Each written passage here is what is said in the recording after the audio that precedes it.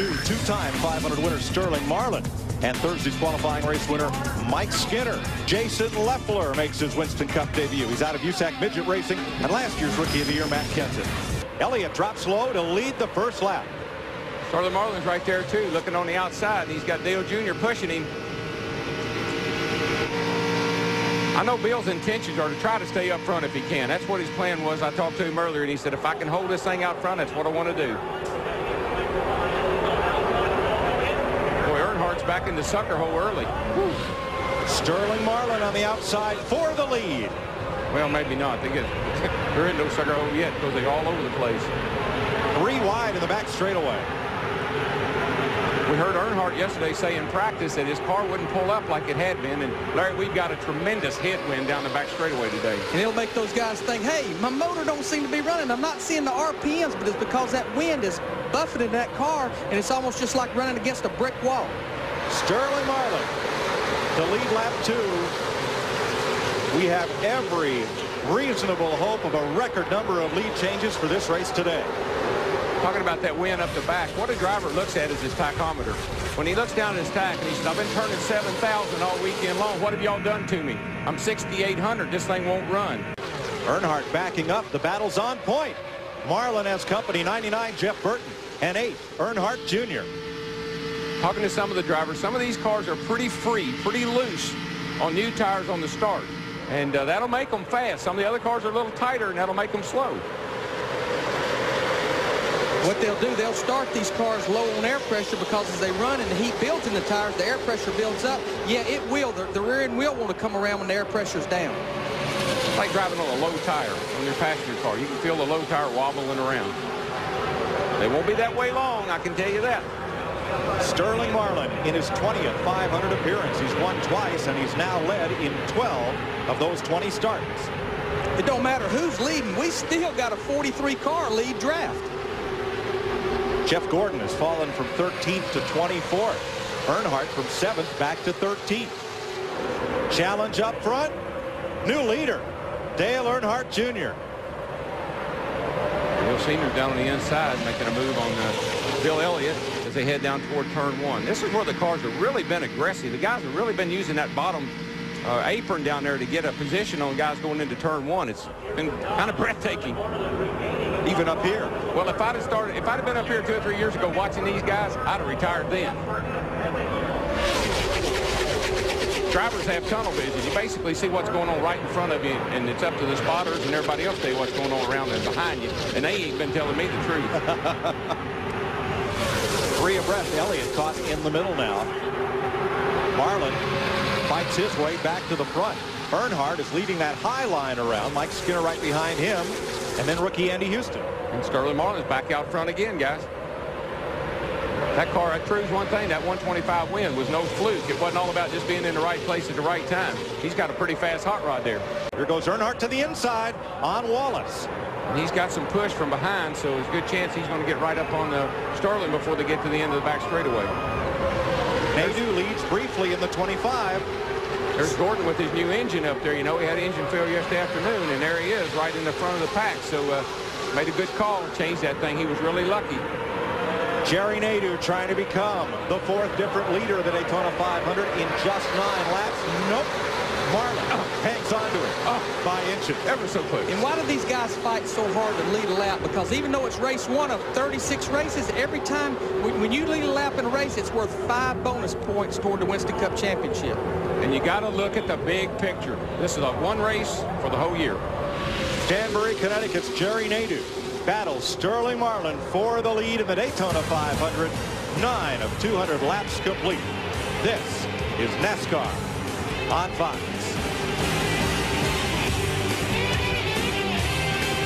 Yeah, you know, I think Chip Ganassi's probably calling Juan Marlin because he'll be calling him Juan before this over with. He keeps running this way after his IndyCar driver, Juan Montoya. Lead change. Ward Burton up on the high side this time may get the lead from Sterling Marlin. Boy, Sterling does not want to relinquish that lead. He is just hanging on. 2 Dodges there, gang, side by side.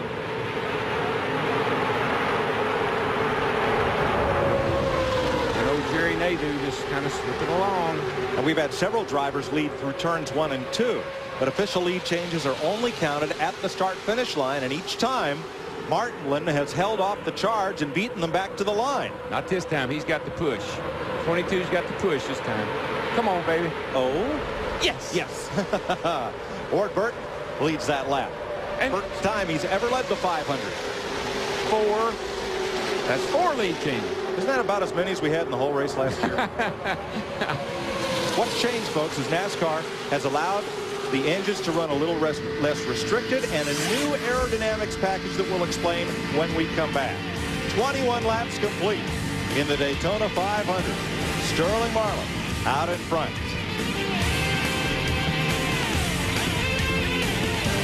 That's incentive to keep out front.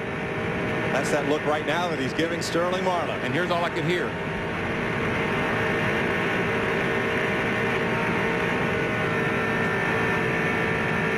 Look at Earnhardt. Right down to the apron to take the lead. With Jeff Gordon pushing him in the 24 car and Dale Earnhardt Jr. in the red car, the 8 car pushing with him. I think we got another lead change. Sterling Marlin is back to the front of the field. Marlin just drove under Mike Skinner, and Marlin retakes the lead. Mike Wallace has climbed up to 4th place. Where did he come from? He came from 27th starting spot. 41 laps complete in the Daytona 500 on Fox.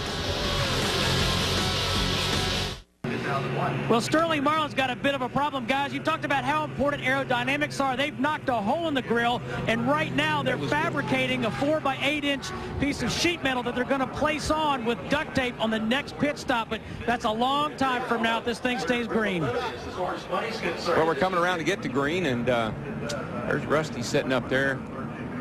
He's got a chance. Now he lines up on the inside. All the cars on the lead lap line up in the outside lane. And the cars a lap or more down line up on the inside. And a rookie, Kurt Busch, going for 3rd place there behind Sterling Marlin. Got pinned in traffic. Earnhardt Jr. moves up to 3rd behind Burton and Marlin wants the lead. And that Dodge is potent. When he wants to get that thing out front, he just goes up on the outside. He goes down on the inside. He just takes her to the front. He's very confident. Earnhardt to pit. And Sterling with him. Hornaday with him as well. Here comes Hornaday. Halfway this time by. 5 cars are on the pit lane under green. Jason Leffler is coming in with them, and so is Stacy Compton. Jeannie? Sterling Marlin's going to get 4 tires, Dick. They also took a tearaway off the windshield. They talked about making a wedge adjustment. 14 is out. 3's out. Sterling Marlin's out as well. It'll take him a while to get drafted back up, and the field comes off turn number 4. And here is another group coming onto pit road led by Mike Skinner. Ken Schrader is coming in. Sterling Marlin just shot back around Earnhardt going down the back. And he's going to be our leader when they get back here, I think. 26 lead changes so far among 11 drivers. 15 different leaders is the race record. 2 cars that consistently have been up there and been able to get in the lead has been Sterling's car and Ward Burton's car. They seem to be able to get in the lead if they can get the right line working with it.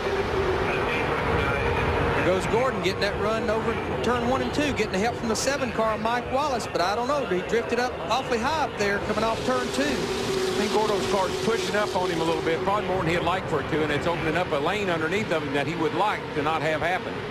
Earnhardt Jr. up front. But for how long? Here comes Marlin on the inside.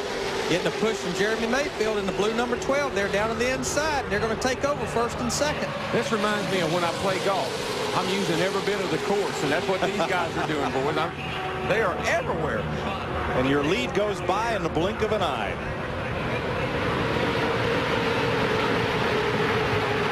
It wasn't very long ago until Jeremy Mayfield had they held him up for a speeding on pit road. And here he is in 2nd place, and my apologies to him for saying he wasn't running very good. Because he hadn't shown any speed all week long. He's struggled with the car, but it's coming on now. Sterling Marlin pulls them around Daytona International Speedway. He's now led 30 laps today. 126 complete, 74 to go in the Daytona 500 on Fox.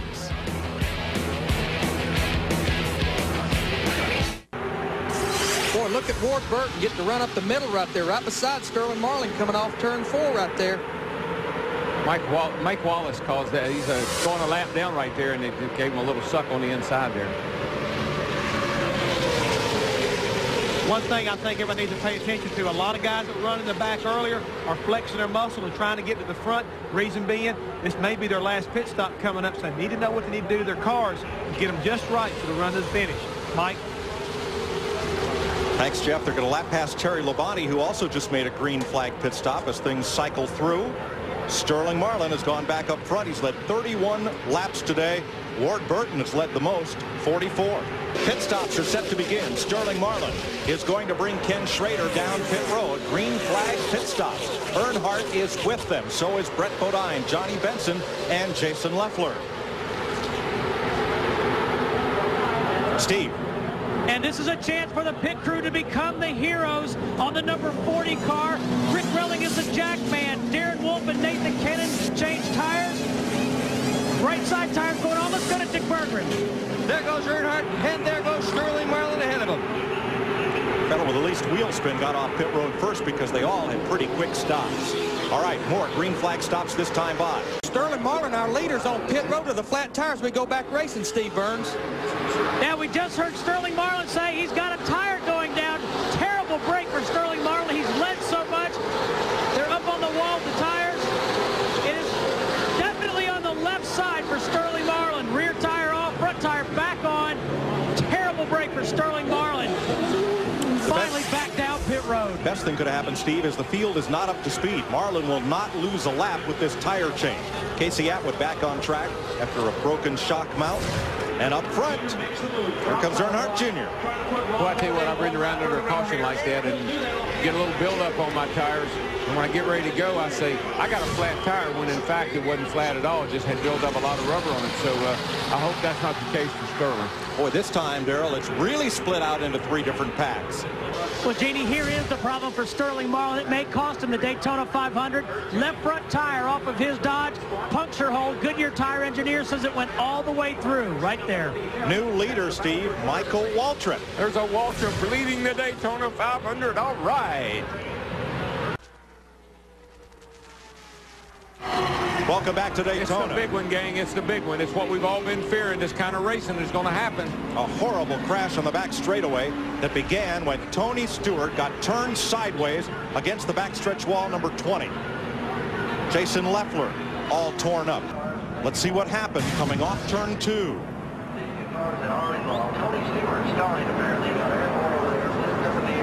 It's happened up here. I think that this car right here, man, and look at, is that Stewart's car? That's Stewart's car. Rode right across the top of Robbie Gordon's car, the 4 car. And I think everybody. Back up and look at it again. I think that the 4 and the 20 may have been that started that. Stewart was the first car sideways. Here's why. Here's the 4 got into the back of Ward Burton, I believe. And then Burton's 22 got into Stewart. And everybody scrambles. That car is taking a whale of a ride, that 20 car is. It's getting hit. It's upside down. It's hit on its roof. It's on fire. And here's another angle. Coming off of turn 2 where we've said that it's the wind. Somebody got into the back of that car right there. That's Ward Burton right there. You saw a puff of tire smoke, and then everything let loose. I think that's what started. Somebody got it back of Ward Burton off turn 2. I'm pretty sure the 4 car got into the back of Ward Burton, turned him into the 20 car, and God help all of them because there's no place to go. And you can't see. Now here we come off of turn 2 again. Right there. See, Ward Burton got pushed around by that car, and that's the 4 car. And he got in the back of Tony Stewart. Of course, Tony Stewart going airborne here. And it was Ward Burton's car being sideways that blocked up the track for everybody behind him. Boy, and it gets hit by every car in the field, seems like, and Tony Stewart's car just took a whale of a ride. That must be at least 30 cars in that wreck. They built a special car for Daytona and Talladega, NASCAR's 2 fastest tracks, and 18 of these teams will have to go back and build another one. Here are the cars that are involved in the crash. It appears that perhaps 2 or 3 of them may get back out to finish this race. Here's another look at it. Here Robbie Gordon gets into the back of Ward right there, gets him wobbling. And around he goes, and he turns into Tony Stewart, who was right on the inside of him, and that's what started the whole thing. 3-car incident turned into a 17-car pilot.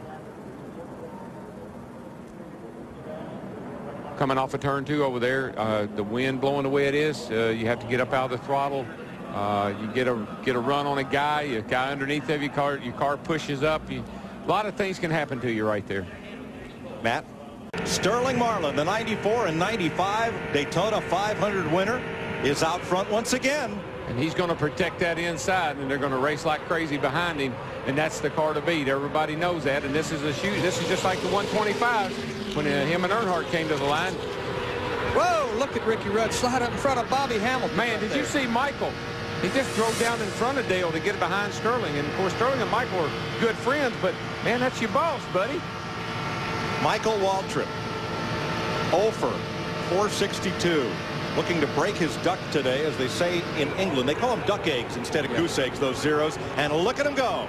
Here they come, gang. I told you that you think these guys can settle down, take it easy, say, hey, everybody's going to get a good finish? No way. They're going to race their hearts out. Look at Earnhardt Jr., the 28 car, beating on each other through turn 3 and 4. Sterling Marlin on the low side. And here comes Sterling on the inside. Then Dale's going to slam the door on him. And Michael Waltrip is back to the lead, but here comes Earnhardt on the bottom. I don't think Mikey made it to the line in time. He's got a fast race car pushing Sterling Marlin in that silver number 40. 3 wide into turn 1 again. Marlin squeezes to the middle. Michael went from the 3rd lane all the way to the bottom, now back to the 2nd lane. Back to the 3rd lane. Do that on the highway, you get arrested. Well, that's defensive driving there. He's driving with the mirror. He ain't even looking in front of him. He's got the 2 Dodges lined up behind him now. Sterling Marlin and Bill Elliott, our pole sitter. And where did Bill come from? That's not Bill Elliott. That's Dale Earnhardt Jr. Oh, I started saying. Smoker coming off pit road. 1 car trailing Smoke, trying to get back in it, but it's way down on the apron. Won't be a factor. 16 laps to go. And you'd think those 3 cars out front there breaking away from that crowd behind them, that would be a good thing. That's not a good thing. They will chase them back down as soon as everybody gets lined up a little bit. That's Sterling Marlin from Michael Waltrip's race-leading car. You see the thing on the front of Sterling's car that don't look like it belongs there. It looks like it's a paper bag or something. You wonder if it's over the radiator opening right there. There he comes, right over the back of Michael Waltrip, going to the outside. He's down low. I tell you, he better make that pass or he's going to fall back several spots. He needs some help to make that happen. None of those 4 Chevys on the bottom lane want to help him. Michael wants to win a race as bad as anybody out there, worse than anybody out there, and he's not going to give up that lead without a fight. I don't care if it is Dale Earnhardt as boss. Here comes Sterling on the outside. Marlin's got the lead coming out of turn 4, and the Pontiac of Ken Schrader is lined up with him. And the Ford Thunderbird of Ricky Rudd, the black car right behind him. There's Bill Elliott, Darrell right there behind Ricky Rudd in that Dodge. Red number 9, Elliott, the pole sitter. You're with him. Michael Waltrip leads the Daytona 500. Sterling Marlin in the fastest Dodge. And those 2 Earnhardts are right behind him. And outside pole sitter Stacy Compton, 92, is in that pack as well. And the laps wind down. 10 to go. Michael Jr.'s car is actually a little bit better through the corner. Dale seems to be able to pull back up on the straightaway, but those 2 cars in front seem to be a little freer through the turn right now. And I think that's the problem Sterling Marlin's got. Ken Schrader can pull up on him in the straightaway. Sterling's so strong through the corner, he actually yards Schrader in the corner, and Schrader can't push him on by. Junebug getting a little antsy there, but they're getting heat from the back. Sterling's all over Dale Sr.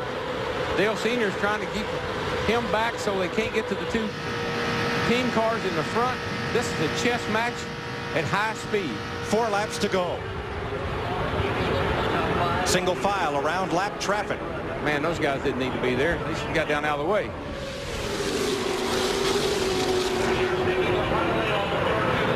Michael Waltrip leads that snake down the back straightaway.